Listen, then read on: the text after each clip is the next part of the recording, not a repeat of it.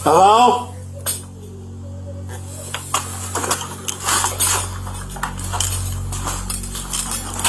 Hello? Please come here. I don't know what to do.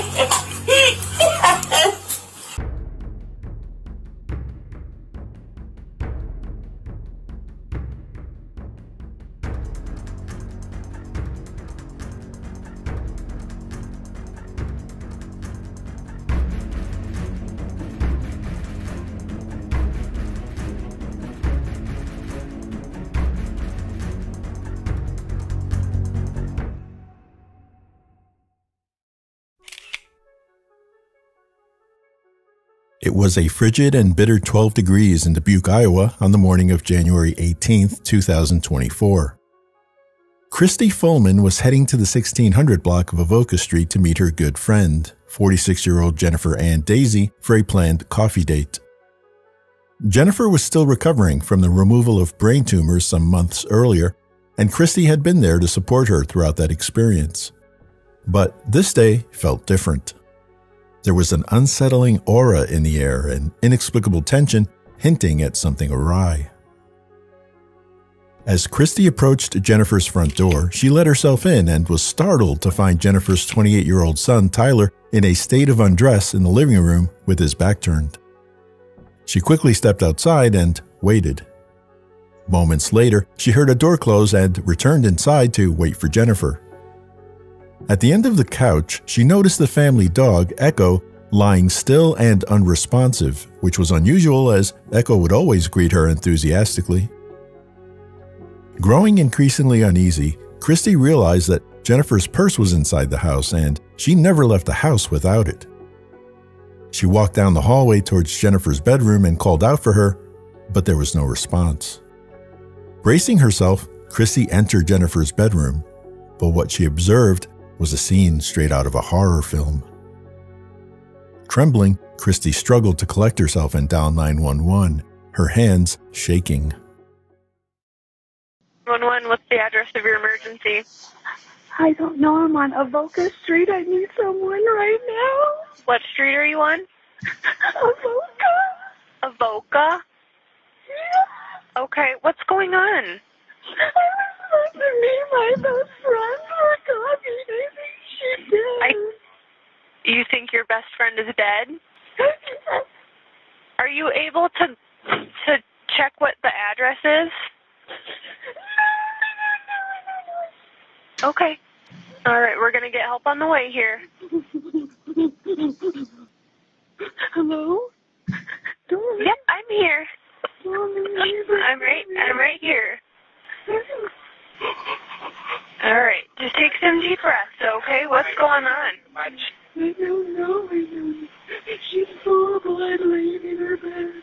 She's full of blood? Yeah. Okay. Is she breathing at all? I don't know. I don't want to touch her. She won't answer me. She won't wake up. Okay, can you see her chest rising and falling at all? No, I can't look at her. Okay, how old is she? 46. 46? Okay. Okay. So you don't know if she's breathing? I'm sitting by her door in her bedroom on the floor. Okay. Are you able to just walk outside and see what the address is? 16. I see. 16. Okay.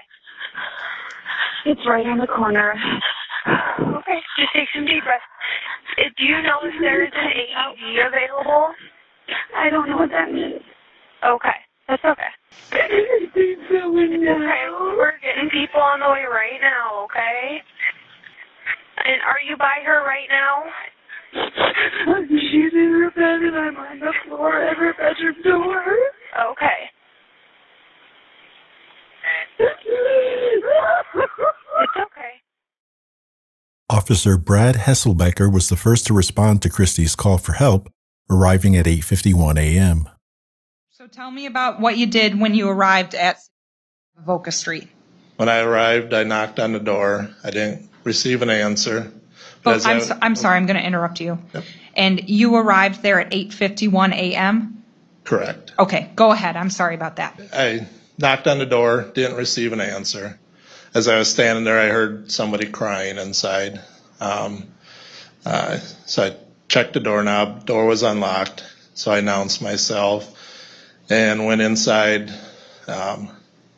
Hearing the sobbing, I went to where I heard the sobbing, which was the bedroom where I observed Christy at the foot of the bed, and she was just sobbing hysterically. She couldn't really tell me anything at that point, so I went into the bedroom, which was dark. There's no lights on.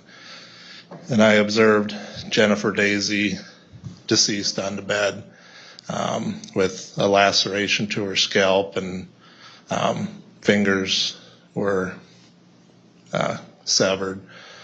And so then I exited the bedroom to where Christy, she had gone out to the kitchen, which was maybe 10 or 15 feet away. And at that time, Officer Slight was coming in, and I informed him of what we had. And we began talking to Christy. And she advised us that Tyler could still be in the house. Officer Hesselbecker found Jennifer on her bed with numerous lacerations and severe bruising.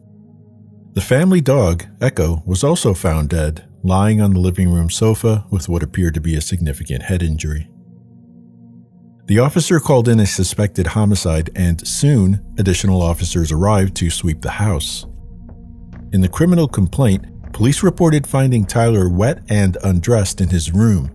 He claimed to have just taken a shower and said his mother had been practicing witchcraft against him. Tyler also complained of pain in his right wrist, with officers noting abrasions on his right hand. To preserve forensic evidence, he was placed in a Tyvek suit. During the house search, a blood-stained tomahawk was found in the bathroom, which Tyler admitted was his. Blood samples were collected from various locations in the house and sent to the state crime lab for analysis. Considering Tyler's condition and the crime scene, he was taken to Mercy Hospital for an assessment. Ultimately, he was medically cleared and released from the hospital. Officers placed Tyler under arrest while their investigation continued.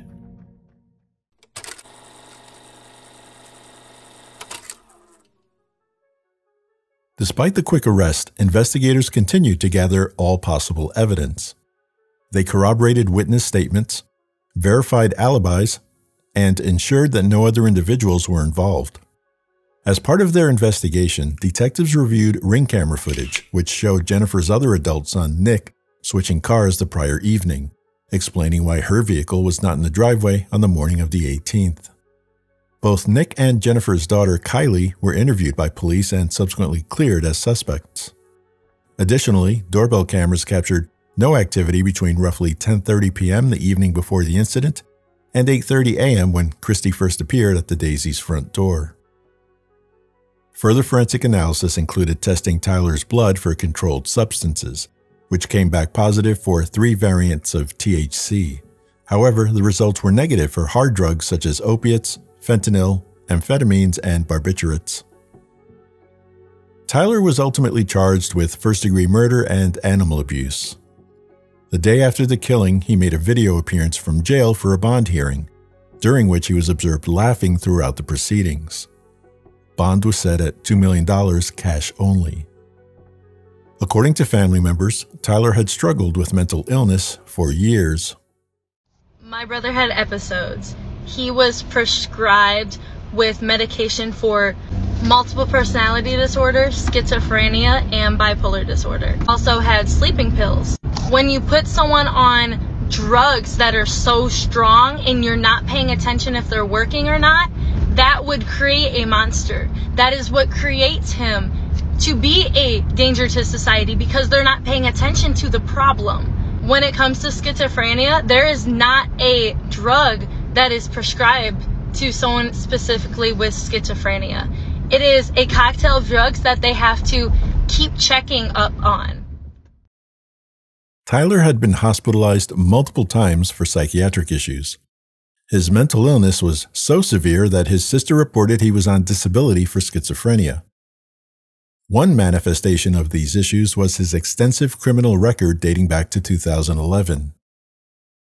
While he had 2 assault charges for fighting, the rest of his charges were for nonviolent offenses.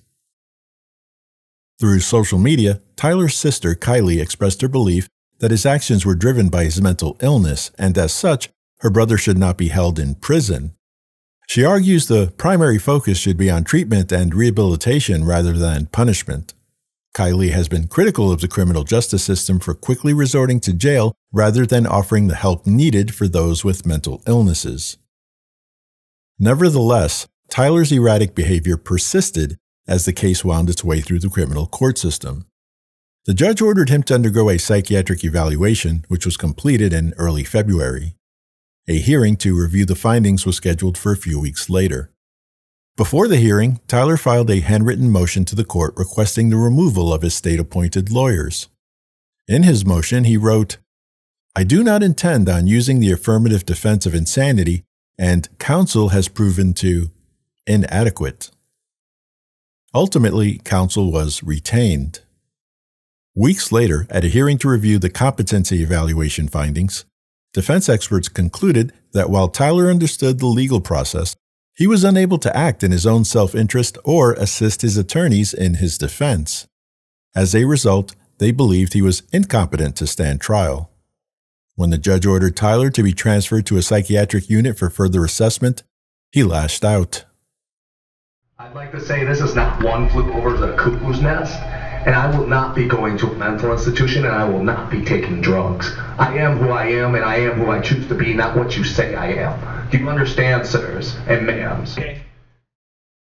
After the state's psychiatric evaluation concluded that Tyler was competent to stand trial, the judge concurred, and the trial was scheduled to commence in July.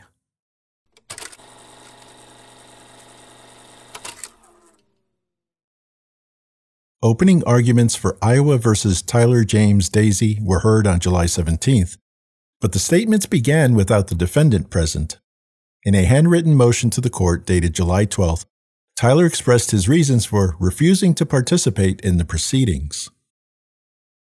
To whom it may concern, I, Tyler James Dazey, a descendant of the Roths, a Freemason and a Hebrew Nazarite, am of God, before as well as after.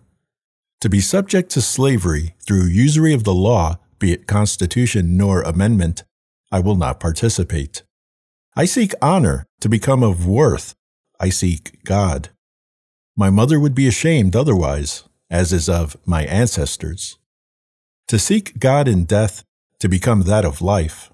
Sincerely, Tyler Dazey. Christy Fulman was the state's first witness. She testified about the eerie feeling she had the morning of the incident. Christy described the unusual sequence of events that contributed to her growing sense that something was terribly wrong, including encountering Tyler, the purse left behind, and Echo's condition. In the following clip, she explains what happened after she went to Jennifer's bedroom to check on her. I proceeded to walk to her door. Her door was closed. Okay. So I gently knocked on it, opened the door, said, "Jenny, come on. You never sleep in like this. Let's go. I'm here. Let's start our day." And no response. And I'm like, so I kept, "Come on, Jenny, let's go. Wake up." Still nothing. Okay, so what did you do then? I then, right here was like her bed, and then over here is a nightstand. I walked up to the corner of the nightstand and her bed, and I stood there and I looked over her, and then I froze. Okay. Why'd you freeze? The blood and the amount of blood that I had seen, I don't know if I was in shock or if I was my brain playing tricks on me because the way her jaw was is the same way of one of her seizures she's had in the past. So I called Ron at that point and I said, I need you. I think Jenny is dead. So you called Ron, your boyfriend? Yes. And after that, what did you do? After I spoke with him, I hung up the phone and I called 911. Okay. Did you know during this time where Tyler was at?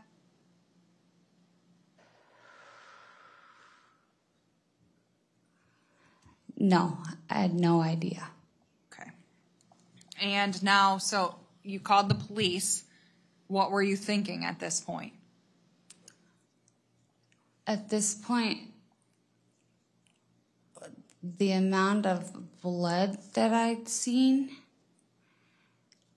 I got terrified while I was on the phone with 911. And I just dropped to the floor, crawled over to the door, and she's got dressers when you first walk in her bedroom right here. And I just held my feet up against the dressers and held the door closed. Okay. Among the parties the state called to the stand was Assistant Medical Examiner Dr. Kelly Cruz, who testified to Jennifer Dazey's cause of death, the nature of her injuries, and whether the tomahawk could have been used to cause said injuries. Okay, good morning, folks. Do we have a witness for the state? Yes, Your Honor, we would call Dr. Kelly Cruz.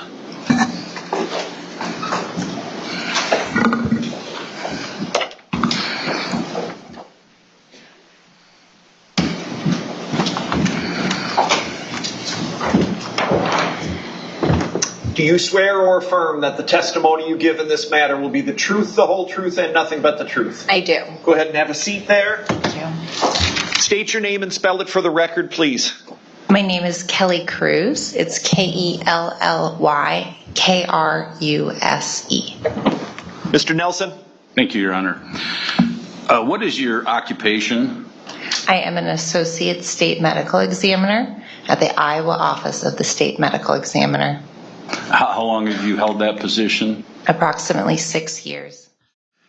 So let's start with your pathologic diagnosis number 1.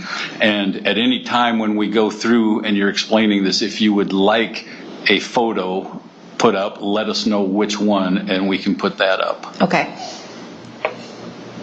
So on pathologic diagnosis number 1, could you explain what that means? So the first diagnosis is my cause of death. The cause of death in this case was multiple sharp force injuries. Underneath that 1, I have an A, a B, and a C, where I group sharp force injuries in terms of location on the body. There were 3 main locations that had sharp force injuries: the head, the neck, and the left hand. So under A, does that separate out those injuries to the head? Yes, A describes the injuries to the head. There were a total of 13 sharp force injuries. There were cutting wounds and chopping wounds to the head. And then under B? Under B, there were injuries to the neck, a total of 2 chopping wounds to the neck. And then C lists another 2 chopping wounds, this time to the left hand. And then under Roman numeral 2, additional injuries? For additional injuries, in addition to the sharp force injuries, there were blunt force injuries. So injuries due to the body coming into contact with something with a flat surface. There was a contusion or a bruise on the back of the left forearm and some bleeding under the scalp on the left side of the head. That would be the subgaleal hemorrhage? Yes. So once again, your cause of death was? The cause of death was multiple sharp force injuries. And specifically, Can you identify any of those injuries that you believe were the fatal ones? Really, you can die of any sort of sharp force injury or injury itself. In terms of the injuries that caused the most damage, especially damage to vital structures, those were the 2 chopping wounds on the left side of the head that injured the skull, the dura, the brain, and caused bleeding around the brain. Thank you.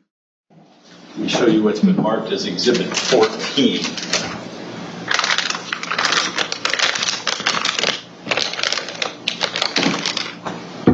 Is that instrument consistent with the injuries that you viewed on Ms. Dazey?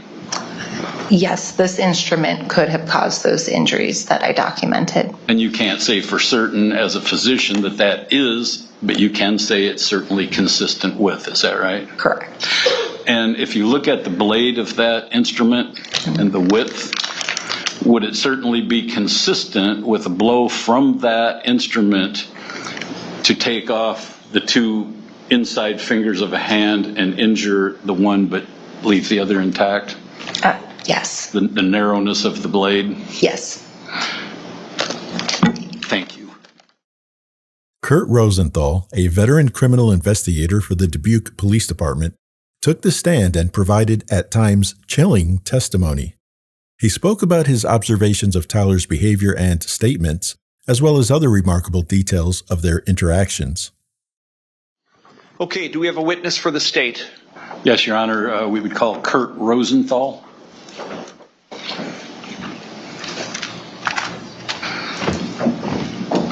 Do you swear or affirm that the testimony you give in this matter will be the truth, the whole truth, and nothing but the truth? Yes, I do. Go ahead and have a seat there. State your name and spell it for the record, please. Kurt, K-U-R-T, Rosenthal, R-O-S-E-N-T-H-A-L. Mr. Nelson. Thank you, Your Honor. What is your current employment? The City of Dubuque Police Department. How long have you been so employed? I will have 22 years on this September. What are your present duties? I am an investigator with the Criminal Investigation Division. How long have you been there? I'll be back there for 5 years come this September. Do you have any special training and qualifications required to do your job? I've been through multiple trainings over my career specific to CID. I've been to crime scene schools, interview and interrogation, homicide school, and countless others. Do you have certain trainings and certifications that are required as part of your employment? Yes, sir. Are you up to date on all of that? I am.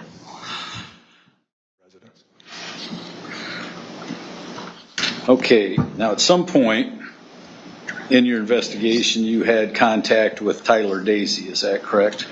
Correct. When I entered the bedroom when I was first on scene while we were waiting someone to bring in a Tyvek suit. Did you have anything to do with putting on the Tyvek suit? Did you assist? Well, I did. I zipped it up. What's the purpose of a Tyvek suit? In this case, it was to preserve any possible evidence that was contained on Tyler or Mr. Dazey's body, specifically if there was any blood, hairs, or DNA from Jennifer. And that has little boots that go with it as well? Correct. It's all one piece. Did you make any observations about Mr. Dazey at that time? Your Honor, I'm going to object, knowing where this is going, pursuant to Iowa Rules of Evidence 5.401, 5.402, and 5.403. Okay. The objection's overruled. Go ahead. Ask the question, Mr. Nelson. Did you make any observations about Mr. Dazey at that time? Well, the first thing I noted was his erection. But then once we got him onto his feet, he had a blank stare on his face. He was moving slowly, lethargically, but he was following our commands. Did you have any conversations with Mr. Dazey at that time? Not really a conversation. I introduced myself. I told him that he wasn't being placed under arrest, but he was being detained, and that we were going to be transporting him to the law enforcement center where we would talk to him down there. I asked him if he understood. He didn't respond audibly, but he did nod to me. Did you end up taking him to the hospital first?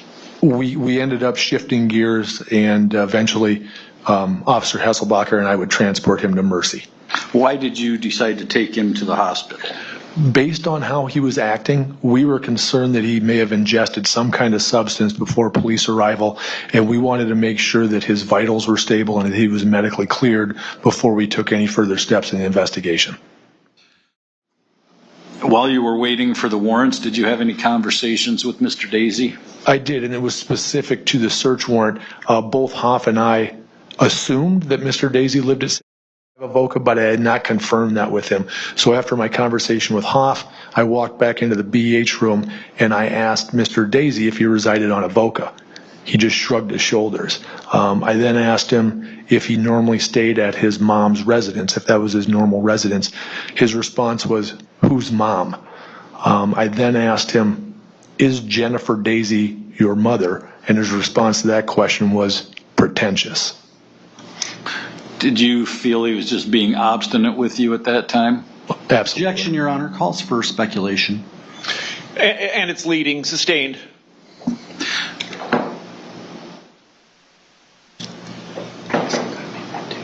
At some point, did Mr. Dazey indicate he needed to use the bathroom? Yeah, that was roughly about 25 minutes after we got to the ER. He advised that he needed to urinate. I knew that we were working on getting a search warrant to collect his urine, so I asked him if he could just hold tight. We had some processing to do. That's when he stated to me, "I'm letting go, the keys are yours." I again asked him, "Hang tight for me, we need to collect." That's when I told him, "We're going to collect your urine." He then said, "I got to pee." Again, I urged him to just hold on for a couple minutes. He then leaned back in the sofa that he was seated on, and I could hear him urinating inside the Tyvek suit. Did he do that more than once? Multiple times while we were at the hospital. Did at one point you tell him that he could have held it? I did. I was a little disturbed that a grown man wouldn't hold his urine for a couple minutes, and his answer to that was, "Wars are meant to be fought."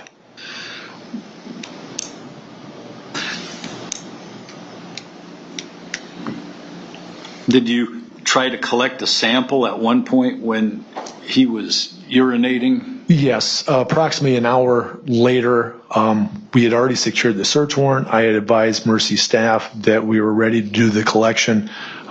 They were outside our room just getting their gear ready to go. I walked back in the room. Mr. Dazey advised that he had to urinate again. At this point in time, he had crawled down on the floor, asked if I could help him up. I helped him up off the floor. I told him, "Hey, you don't have to pee in your suit this time. Staff's going to walk in any minute. We'll have you urinate into a cup." Within seconds, staff walks in, and as they walk through the front door, or walk into the door of the room, I hear him urinating in his suit again. I scrambled to try to unzip his suit and asked one of the nurses to bring over a collection cup. By the time that happens, we got just a very small sample. Now, you can take that down. Did you interview Mr. Dazey at the law enforcement center?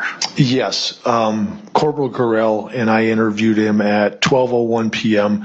that afternoon in a recorded interview room in our CID offices. Did you ask him about his sleep from the day before, the night before? I did. That is a question that I regularly ask most people that I interview, just their normal sleep patterns. And I asked Mr. Dazey specifically how much sleep he had gotten the night before. He advised that he didn't get much sleep, upwards to maybe an hour at the most. Did you also ask him when he last showered? I did. I asked him about his bathing habits, and he advised that he used the shower in the main floor bathroom. He advised that he had taken one shower the evening before after he had a workout. He ballparked that to be around 8 p.m., and then he advised he had taken another shower just prior to police coming into his home that morning. And that is why he was naked. Did you ask him if he owns a hatchet? I did. Mr. Dazey acknowledged that he did own a hatchet. He advised me that he kept that hatchet in his toolbox within his bedroom, and he also noted that he had actually observed that hatchet that morning. Did Mr. Dazey make any statements concerning his discipline and awareness of surroundings? There were multiple times during the interview where he stressed how disciplined he was and how he was very aware of everything around him and what was happening. Did you ask any questions about the layout of the house? I did, and as soon as I asked that question, he said, "You were there." So he was obviously recognized I was in the room with him earlier that morning. Did you ask him about his relationship with his mother? I did. His response was, "It's fine, except for when she's acting sneaky like a witch." He then went on to talk about how his mother was part of a covenant of witches. I also asked, I followed that up with how he thought his mom thought of him. And his answer to that question was, "I think she hated me so much that she hated herself."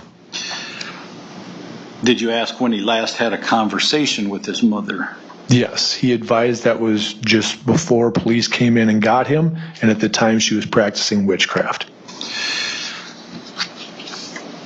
Did he say where that conversation took place? Yes, he stated that his mother was in her bed, again, noting that she was practicing witchcraft. Did you ask about specific events that morning? I did multiple times throughout the interview. Early on, when I tried to hone in on what he was doing in the minutes, the hours before police arrived, he would either say that he didn't remember or he would shift topic. Then toward the end of the interview, I again asked him what he could specifically recall happening before police got there. And he said that he was having a conversation in his head that he did not want to think about. This conversation was about trauma. He didn't want to think about it, and he would not expand on that when I asked him what that conversation was.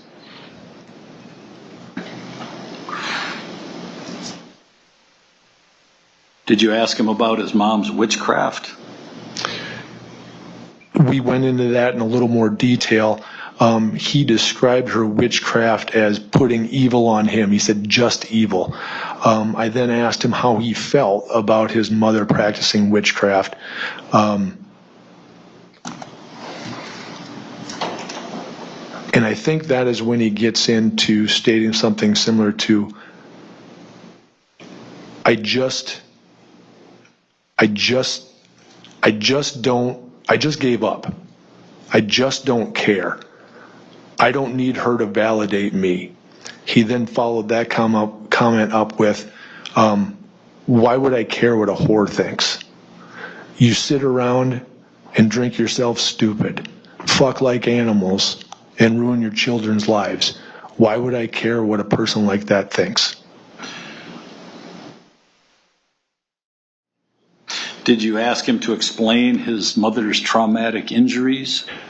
Yes, about an hour and 18 minutes into the interview, I got to the point where I wanted him to explain the significant and severe injuries that she had.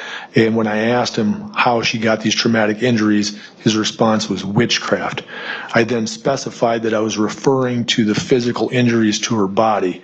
He again responded witchcraft. I then asked him, I was going to need a little better understanding of how witchcraft could cause such injuries. At that time, Mr. Dazey ended the interview. Did you leave the recorder on when you left the interview room? Yes, the recorder stayed on until we were all done executing the search warrant on Mr. Dazey's person. So at the conclusion of the interview, that's when I told him that we had to collect evidence from him, provided him a copy of the search warrant. Carell and I then exited the room to gather up our gear for collection. After the fact, when I went back and watched the interview, to type up my report, I noted that Mr. Dazey made some comments aloud while we were out of the room. What did he say? What were the comments? He stated, I would gladly spend an eternity in hell if she could just have a chance at heaven. During closing arguments, the state presented its case, telling the jury that Tyler had the motive, means, and opportunity to murder his mother. They laid out a comprehensive array of evidence, including Jennifer's DNA from blood residue on the tomahawk handle, a right-handed palm print matching Tyler's on the bloody tomahawk, abrasions on his right hand, Jennifer's blood throughout the home, no signs of forced entry into the house, and doorbell camera footage. In contrast, Tyler's legal team leaned heavily on suggestions and inferences, and highlighted potential inconsistencies in the prosecution's case.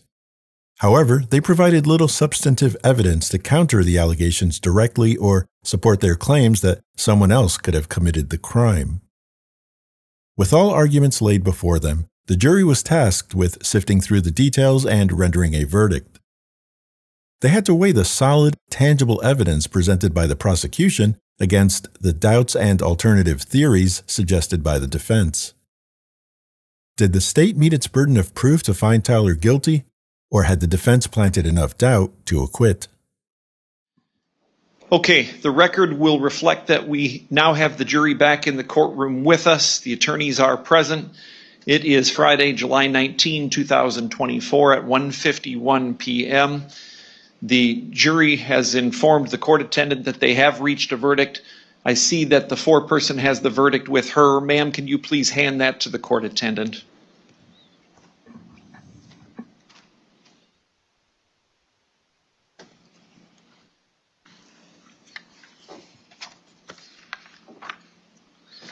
Okay, this is the State of Iowa versus Tyler Dazey, FECR 153723.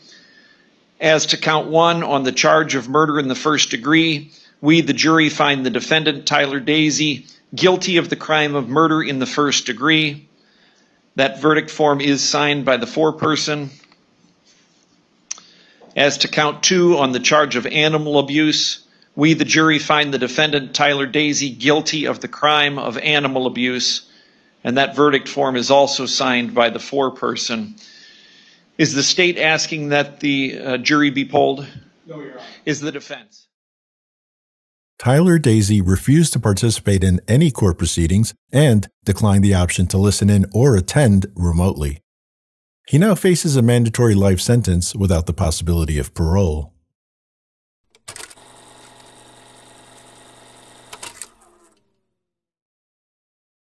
In the aftermath of the trial, Tyler Dazey's sister, Kylie, has fiercely advocated on his behalf, tirelessly campaigning for a deeper understanding of mental illness within the judicial system. While the court's verdict provided a sense of closure, it also left lingering questions about whether true justice was served. To some, Tyler's fate seemed to straddle the line between criminal accountability and the profound failures of a system ill-equipped to address severe mental health issues. Perhaps this case may serve as a call for compassion and change in how society values preventative measures in such complex situations.